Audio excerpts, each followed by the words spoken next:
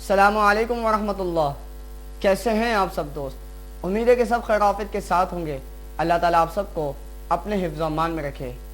آج کا قصہ شروع کرنے سے پہلے آپ سب سے ایک درخواست کی جاتی ہے کہ جو بھی ہمارے چینل پر نئے ہیں وہ سب سے پہلے ہمارے چینل کو سبسکرائب کر لے اور بیل نوٹیفیکیشن کو پریس کر کے آل پر کلک کر دیجیے تاکہ ہماری جو بھی نئی ویڈیوز اپلوڈ ہو وہ سب سے پہلے آپ تک پہنچ جائے۔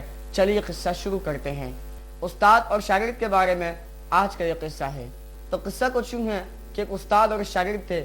شاگرد بہت زیادہ پریشان سا رہتا تھا۔ ایک مرتبہ استاد نے اس سے پوچھا کہ بیٹا آخر کیا وجہ ہے، کیوں اتنے زیادہ پریشان سے رہتے ہو؟ اگر کوئی بات ہے تو مجھے بتا سکتے ہو بلا جھجک، شاید میں آپ کی کوئی مدد کر پاؤں۔ تو شاگرد نے کہا اے استاد محترم، پریشانی تو کوئی نہیں ہے، بس ایک مصیبت آ پڑی ہے، وہ یہ کہ عدالت کے اندر میرا ایک فیصلہ چل رہا ہے لیکن وہ فیصلہ میرے حق میں نہیں ہو پا رہا، اور جج نے تو مجھے یہاں تک کہہ دیا ہے کہ آئندہ کے بعد اگر تو اس عدالت کے اندر مجھے نظر آیا تو میں تیرا سر قلم کر دوں گا، تیری گردن اڑا دوں گا میں۔ تو استاد نے کہا کہ بیٹا پریشان ہونے کی ضرورت نہیں ہے، اللہ سے امید رکھو، اللہ پر بھروسہ رکھو، انشاءاللہ تعالی آپ کا کام بہت جلد ہو جائے گا اور انشاءاللہ اچھے طریقے سے ہوگا۔ تو کل میں آپ کے ساتھ خود چلوں گا، انشاءاللہ تعالی اللہ سے امید رکھو آپ کا کام ہو جائے گا۔ اگلے دن استاد اور شاگرد چل دی عدالت کی طرف۔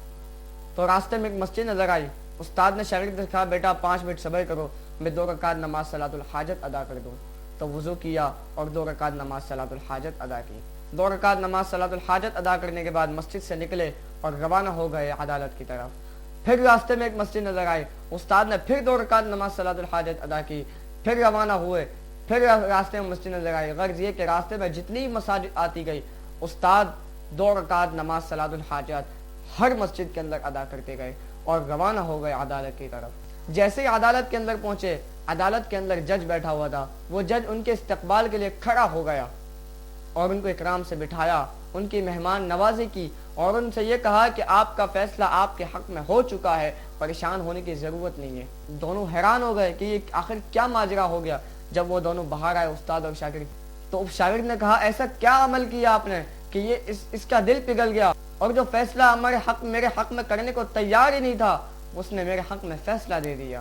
تو استاد نے کہا بیٹا میں نے شاید آپ سے کل ایک بات عرض کی تھی، وہ یہ کہ اللہ سے امید رکھو، اللہ پر بھروسہ رکھو۔ جو شخص اللہ سے امید رکھتا ہے، اللہ پر بھروسہ کرتا ہے، اس کا کام کبھی ضائع نہیں ہوتا، اس کی محنت کبھی ضائع نہیں ہوتی، اس لیے ہمیشہ اللہ تعالیٰ پر بھروسہ کرنا چاہیے۔ پھر دوسرا کام یہ کیا میں نے کہ جب عدالت کی طرف میں آ رہا تھا تو راستے میں جتنی بھی مساجد مجھے نظر آئی، ہر مسجد کے اندر میں نے 2 رکعت نماز صلاۃ الحاجت ادا کی کہ اے اللہ یہ جج ہے، اس کا دل تیرے ہاتھ میں ہے، اس کے دل کو پگھلا دے اور ہمارے حق میں فیصلہ دے دے، اگر ہم حق پر ہے تو ہمارے حق میں ہمارا فیصلہ دلوا دیجیے۔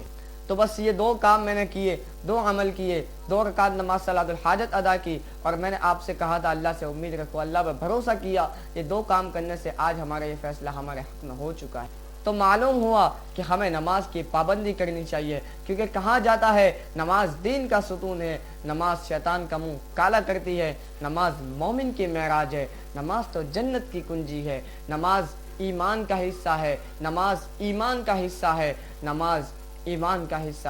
جو شخص نماز پڑھتا ہے اس کے چہرے پر آپ دیکھنا ایک الگ قسم کی نورانیت ہوتی ہے، اور جو نماز نہیں پڑھتا اس کے چہرے پر وہ نورانیت نظر نہیں آتی جو نمازی شخص کے چہرے پر نظر آتی ہے۔ امید ہے کہ آپ کو ہماری ویڈیو پسند آئی ہوگی، اور اگر پسند آئی تو اس ویڈیو کو لائک کیجیے اور ہمارے چینل اسلامی ویب پروڈکشن کو ضرور سبسکرائب کر لیجیے۔ ملتے ہیں آپ سے اگلی ویڈیو میں، تب تک کے لیے اللہ حافظ۔